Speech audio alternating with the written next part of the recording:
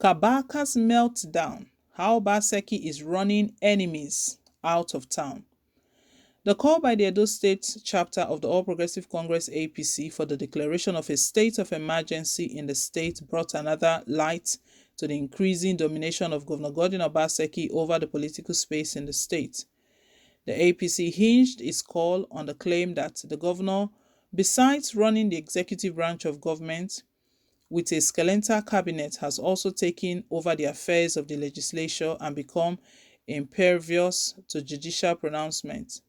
In classifying the legislative branch of government, which is supposed to act as a check on the government, the APC state chairman, Colonel David Imise, retired, described them as the 10 jokers who sit in the place of the 24 members of the House of Assembly and make laws from the government house.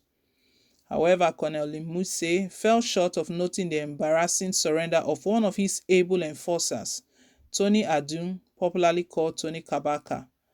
Mr. Kabaka, the APC youth leader, had in a video a few days ago gone on his knees to apologize to Governor Godwin Obaseki over his past spate. The apology was despite the fact that the Governor Obaseki had caused the demolition of Kabaka'S hotel in 2020. To add insult to the injury, after the demolition of the multi-million naira hotel, Governor Obaseki had slapped an 18 million naira fine on Kabaka to be paid as the cost of demolishing his hotel.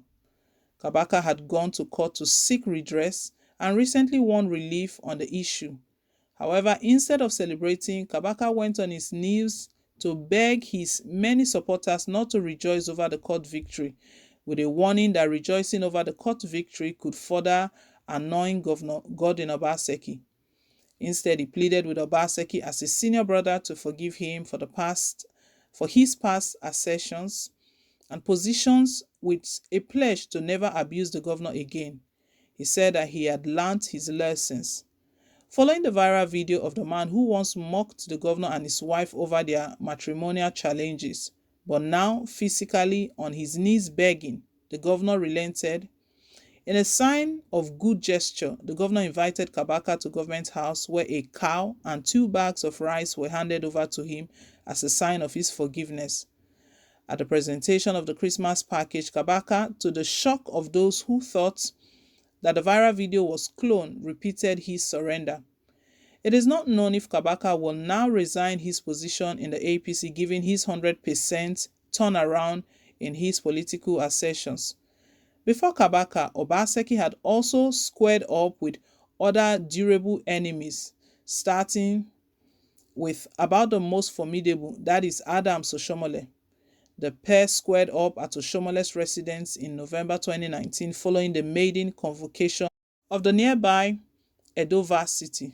The governor, according to news reports, escaped lynching in the hands of his predecessor supporters at Oshomole's gates. That incident perhaps marked the point of no return as the two men engaged in a war of attrition that led to the suspension of Oshomole by his APC ward and eventual removal as national chairman of the APC. Sacked of his paraphernalia of office, Oshomole was considerably diminished and his presence in town, once heralded with an overflow of security men, was now left exposed and made to operate mostly from Abuja.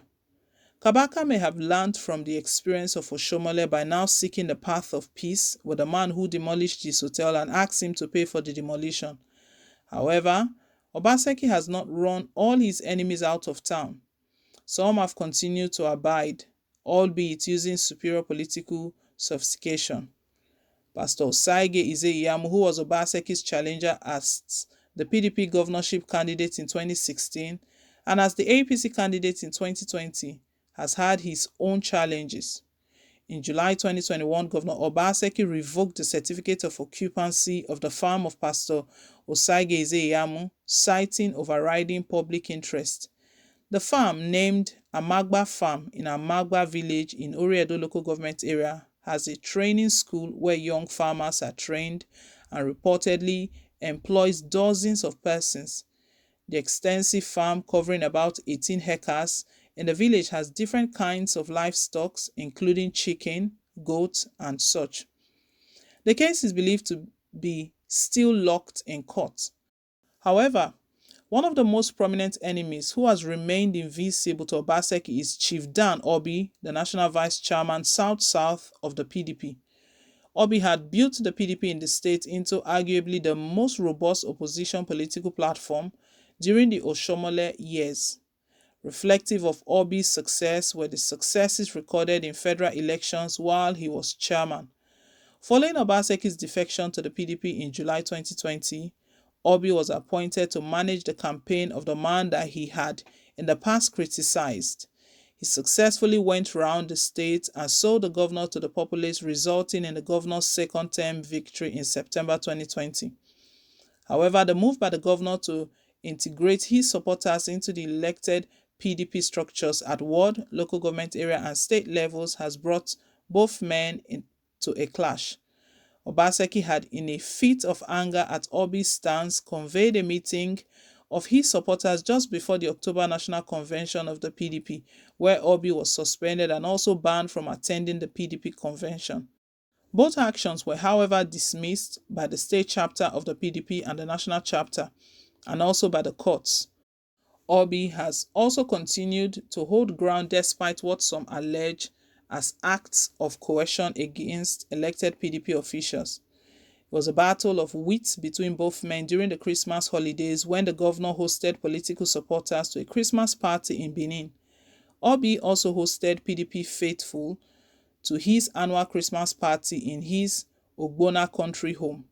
Shockingly, members of the state ESCO, led by the deputy chairman Harrison Omagbon, graced Obi's party alongside excited party chieftains. Obi, in his first public rebuff of the governor's harmonization plans of the state ESCO, said that a local chapter of the PDP cannot amend the constitution of the party. Whatever is the backbone, Obi is standing firm, and it's not known if he got a cow and bag of rice like Kabaka, who has not melted under heat.